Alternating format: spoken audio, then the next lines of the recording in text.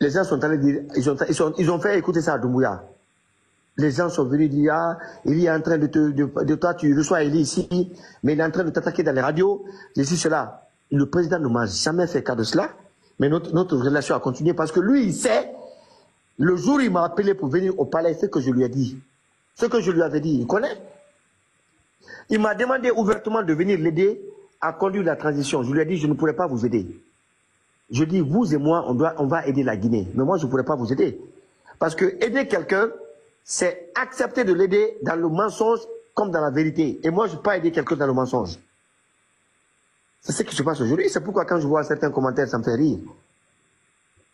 Comment, mon frère, à ton avis, aujourd'hui, c'est la première fois que j'accepte de faire un live. Dis-moi, à ton avis, quelqu'un te donne 2 milliards ou bien 1 milliard pour faire un projet. Toi, tu bouffes cet argent-là. Et puis tu te lèves, tu critiques la personne. Tu es dans le même pays. Comment se fait-il que tu puisses faire ça sans être inquiété, sans être arrêté? Tu as fait un projet, tu as bouffé l'argent. Ce projet-là, je te donne une information. J'ai été convoqué à l'ORDEF. J'ai été convoqué à la justice. Je t'assure que l'objectif de Amara Kamara et de Bill Dessam et de Charles Roy, c'était de m'envoyer en prison, de m'humilier.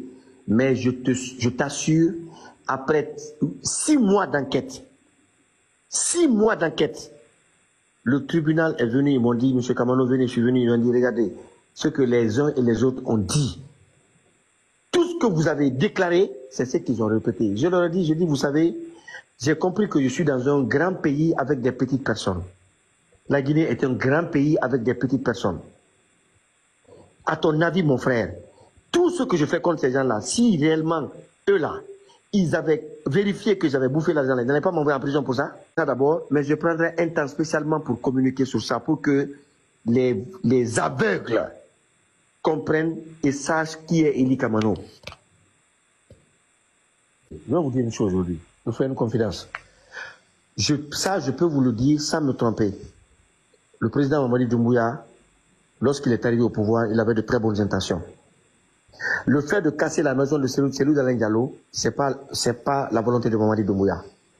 Le fait de chasser Sidia Touré de sa maison, c'est pas la volonté de Mamadi Doumbouya. Je sais de quoi je vous parle. Mamadi Doumbouya a un problème. Mamadi est influencé par des personnes comme Idi Amin, comme Ousmane Gawal, parce que c'est un bandit intellectuel qui sait rouler le R, qui a des arguments, qui maîtrise sa rhétorique, et il a la possibilité de convaincre le président sur beaucoup de choses. Si vous le remarquez bien, nous les Guinéens, on se connaît très bien. Regardez bien les gens qui sont autour de Mamadi. Le président de l'Assemblée, Dansa Kourouma. Dans ça, qu'est-ce qu'on n'a pas fait en Guinée ensemble? Un homme qui ne s'est jamais assumé. C'est lui qui est aujourd'hui président de l'Assemblée, et il fait des actions, il pose des actes. C'est-à-dire comme un gamin. Il prend des musiques, des musiques qui racontent des choses, des trucs, il met ça sur ses vidéos, il commence à rouler comme ça, il vient, sa garde est là, en basin, il descend, il fait... En fait, c'est gamin, c'est enfantin. Mamadi est malheureusement entouré par des gamins, par des gars qui ne sont pas des hommes d'État. Pour gouverner un pays, il faut être un homme d'État. Un homme d'État, c'est dans l'esprit. Il faut être un homme éveillé. Ils ne sont pas éveillés. C'est des petites personnes qui se comparent aux blogueurs comme vous. C'est des petites personnes qui prennent le temps de vous écouter et de vous répondre. C'est des petites personnes qui sont là à arrêter des gens. Mais c'est incroyable. Quelqu'un qui gère un État, qui gère un peuple et un pays, ne rentre pas dans les petits détails.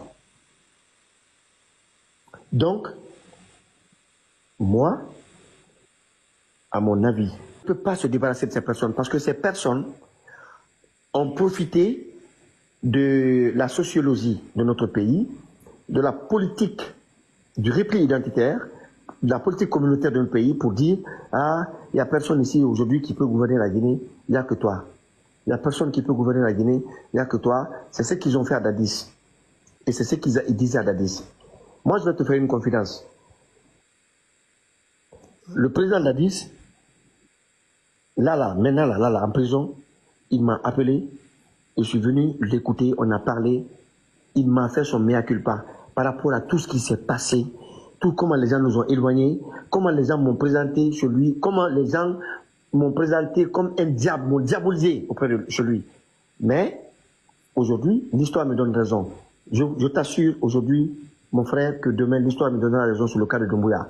Doumbouya, c'est un humain, quelqu'un qui est large, quelqu'un qui veut une Guinée meilleure.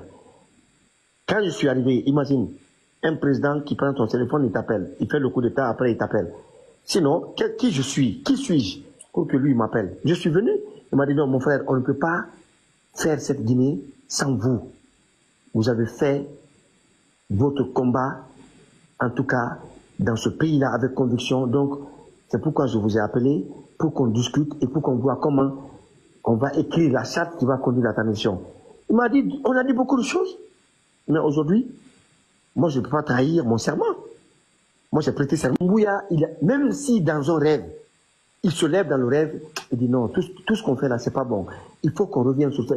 Je t'assure que dans le rêve là, les Idi Amin, les Gawal et les autres vont rentrer dans ce rêve pour dire non, président, non, ça c'est pas bon. Il faut rester ici. Ça, je te le dis. Maintenant, comment on va faire pour s'en sortir? Ce qu'on va faire, il faut une insurrection populaire. C'est tout.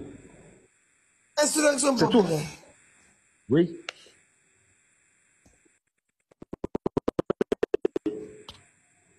Mais attends, nous on a... Mais attendez, j'ai l'impression que vous-même, vous n'avez pas suivi ma vidéo la dernière fois, la vidéo dans laquelle j'ai attaqué ouvertement le CNRD en disant que ils ont acheté des armes de guerre contre toute manifestation et toute... J'ai fait une vidéo où les gens ont dit qu'on allait m'arrêter, mais j'ai dit tout ça déjà. Moi, j'ai parlé de tout ça. Oui, j'ai parlé de tout ça. Parce que, maintenant, comment on fait? Parce que ces forces spéciales là, moi j'ai l'impression qu'autant, comme le temps au Burkina Faso, au temps du président Blaise Compaoré, on avait les troupes qui étaient autour du général Djendjere, qui étaient aussi des forces, une armée dans l'armée. Et aujourd'hui en Guinée, on a cette impression aussi que c'est une armée dans l'armée. Il y a même des militaires qui disparaissent. Il y a le colonel Célestin aussi qui a disparu et beaucoup d'autres militaires qui disparaissent. Donc les gens ont l'impression aujourd'hui que la disparition forcée risque d'emporter beaucoup de Guinéens.